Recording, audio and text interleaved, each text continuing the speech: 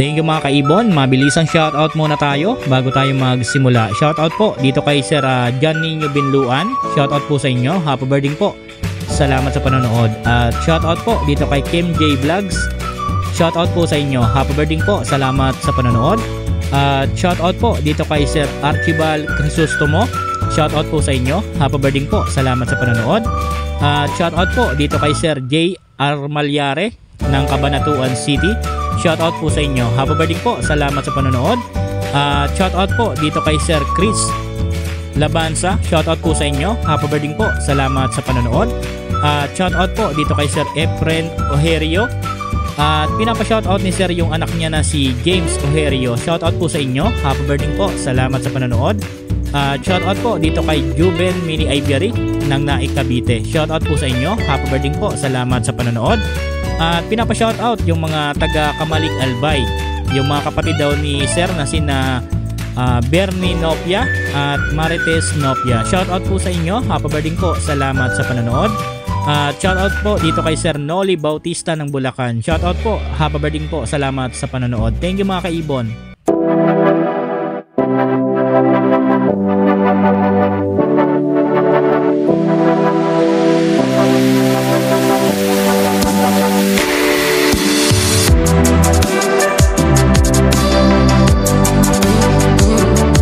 Thank you mga kaibon, maraming salamat po. Welcome back sa YouTube channel natin. Kumusta po kayong lahat mga kaibon? For today's video, ang pag-uusapan natin yung naging comment sa atin ng kaibon natin. Meron tayong past video, meron tayong kaibon na nag-comment po doon. Babasahin ko po yung comment ng kaibon natin at magbibigay din po ako ng sarili ko pong opinion nang base po sa karanasan ko sa pag-aalaga ng mga ibon. Ito po yung comment ng kaibon natin. What about my experience? Kapag daw hindi nagbibigay ng fertility booster, mahihina daw ang mga inakay. Minsan naman, dead in shell. Kapag daw normal breeding, hindi daw lahat napipisa. Mga kaibon, magbibigay po ako ng sarili ko po na opinion. At itong opinion kong ito ay base po ito sa karanasan ko sa pag-aalaga ng mga ibon.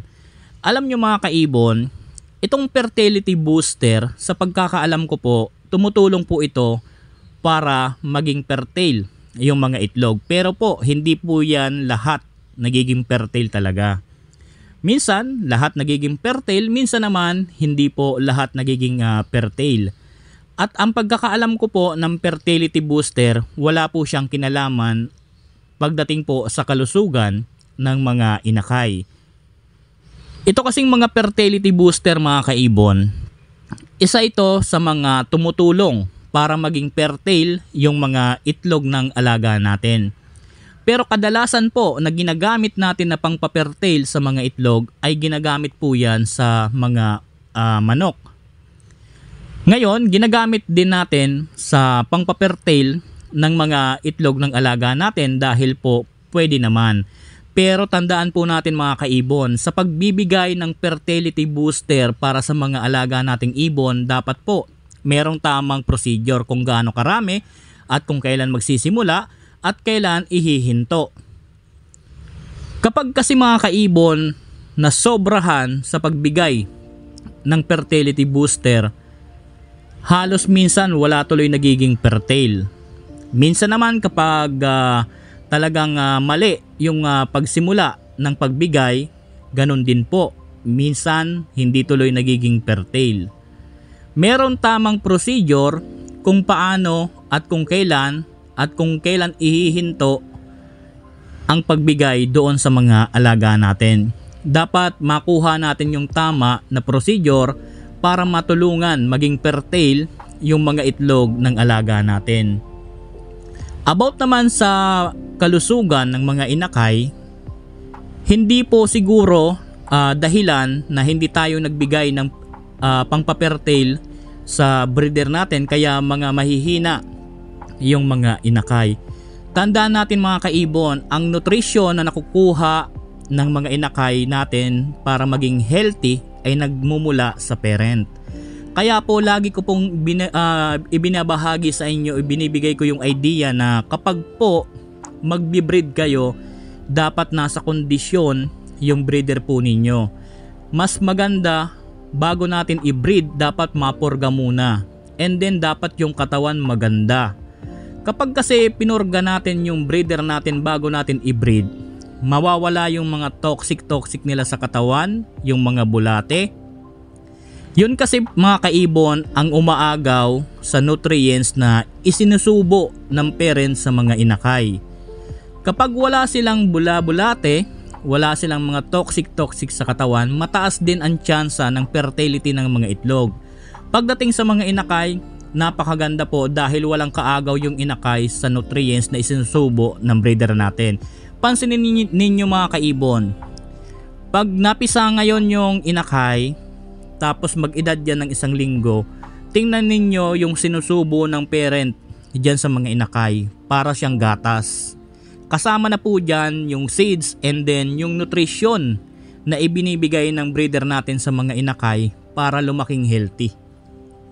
So yan po ang pagkakaalam ko, walang kinalaman yung fertility booster sa mga kalusugan ng mga inakay. Bagkus po, nagmumula po ang kalusugan ng inakay doon sa mga breeder. Sabayan natin na tulungan yung breeder natin para mas lalong maging healthy yung mga inakay. Magbigay tayo ng tamang pagkain, tamang patuka sa kanila. Yung tamang pagkain kapag merong mga inakay, dapat po merong mataas na protein. Ano ba ang meron mataas na protein na seeds? Kagaya po ng canary, kagaya po ng sunflower. Sabayan mo po yan ng chick booster dahil meron pong mataas na protein din ang chick booster. Sabayan mo ng gulay 3 times a week.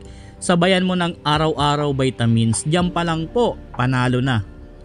Yan po ang tamang pagbuhay sa mga inakay para maging malusog, para maging healthy. About naman dito po sa dead in shell, wala din po sigurong kinalaman yung fertility booster kung hindi tayo nagbibigay, dahil po ang pagiging dead in shell nasa breeder po yan. Merong breeder na magaling pumisa, meron namang breeder na talagang hindi pumipisa. Merong breeder na talagang kinakailangan ng tulong natin dahil po hindi siya makapapisa ng itlog. Kapag kasi mga kaibon, meron kayong breeder, pansinin ninyo kapag malapit na po dapat yung itlog mapisa, dapat po naliligo yan. Kung hindi naman yan naliligo, dapat po nagbabasa ng nesting material yan, tapos ibabalik doon sa loob ng nest box. Nagbabasa or naliligo yung breeder natin kapag malapit nang mapisa yung itlog, dahil po yun ay pangpalambot ng shell, para po mabilis nilang ma-detect kung malapit nang lumabas, or kaya naman kapag natiktika na yung itlog, mabilis makalabas yung inakay sa loob dahil po malambot ang shell. Paano kung hindi po naliligo yung breeder natin, hindi rin nagbabasa? Tayo na mismo ang tutulong dapat diyan. Kapag malapit nang mapisa, sa tansya natin ilang days na lang, dapat yung loob ng nest box, ini-sprayhan po yan. Ini-sprayhan po yan ng konti na tubig.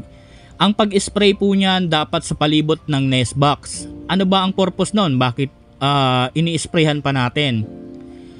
Ang purpose nun para po yung itlog maka-absorb ng moist ng tubig para lumambot po ang shell. Hindi po yan masisira mga kaibon na itlog. Huwag nyo lang pong babasain yung itlog. Ang laban dyan, i-direct nyo po sa mga palibot ng nest box, doon po kayo mag-i-spray. So yan po ang purpose nyan mga kaibon. Meron kasing mga breeder naman na kahit naliligo, talagang hindi pumipisa. Hindi sila pumipisa ng itlog. Tansyahin nyo naman, kapag ganyan ang breeder po ninyo, 2-3 clutch hindi pumipisa, biyakin nyo na po yan, baka sakaling magbago. Pero merong mga breeder na magaling mga kaibon. Merong breeder na kahit hindi yan naliligo, nagbabasa lang ng nesting, pero talagang pisa lahat yung mga nagiging itlog. Sa dead end shell mga kaibon, breeder po natin ang nakakaalam dyan. Hindi po siguro, wala po sigurong kaugnayan yung hindi natin pagbigay ng fertility booster.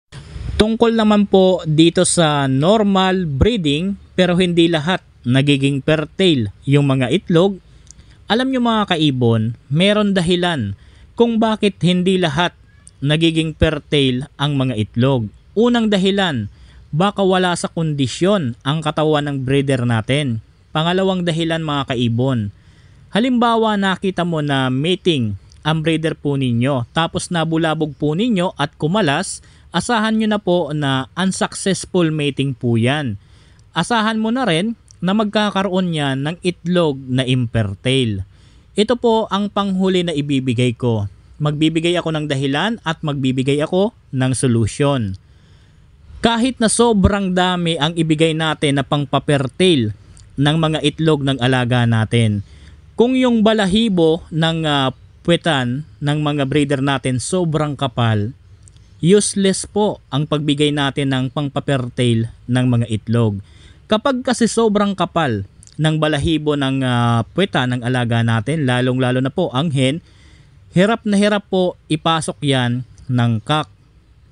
Kaya mga kaibon, asahan mo na merong itlog po yan na infertile. Ano ba ang solusyon na dapat nating gawin? I-kondisyon ninyo ang katawan ng mga breeder po ninyo, sabay gupitan po ninyo ang balahibo or triman ang balahibo ng puwetan ng mga breeder ninyo, tapos magbigay kayo ng tamang gulay, vitamins, tamang patuka. Diyan pa lang panalo na po. Base po sa karanasan ko, lagi ko po yung ginagawa sa mga breeder ko. Ang binibigay ko lang tamang pagkain, tamang vitamins, gulay, kinokondisyon ko lang ang katawan bago ko i-breed. Kapag po ginawa ko na yan sa kanila at nagmate na silang dalawa at nangitlog na, halos po lahat fertile ang itlog.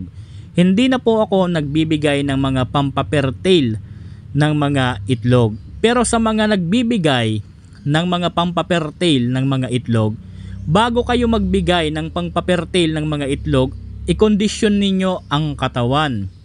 Tamang pagbigay ng gulay, vitamins, tamang pagbigay ng patuka. Sabay gupitan po ninyo yung balahibo or triman po ninyo yung balahibo ng puwetan ng breeder po ninyo. Tapos magbigay kayo ng pampafertile sa mga itlog. Sigurado po ako na halos lahat din po ng itlog niyan fertile. Kasi mga kaibon, isipin po ninyo, magbibigay tayo ng mga pampafertile ng itlog. Pagdating dyan sa pag-mate, dahil yan ang importante, hindi naman nakakapasok yung sa cock. Wala rin po, useless ang pagbigay natin ng mga pampafertile ng itlog. Dahil hindi naman po nakakapasok yung sa cock dahil sobrang kapal ng balahibo. So ang itlog po niyan, asahan na natin na infertile. Pero kung yan po ang gagawin natin, kondisyonin ang katawan, and then magbigay ng gulay, tamang vitamins, tamang patuka, sabay triman yung balahibo sa puwetan bago po i-breed. Kahit hindi na kayo magbigay ng pampafertile ng itlog, okay na po yan mga kaibon. So doon sa kaibon natin, sinagot ko lang po yung tinatanong po niya sa akin dahil si Sir daw ay curious.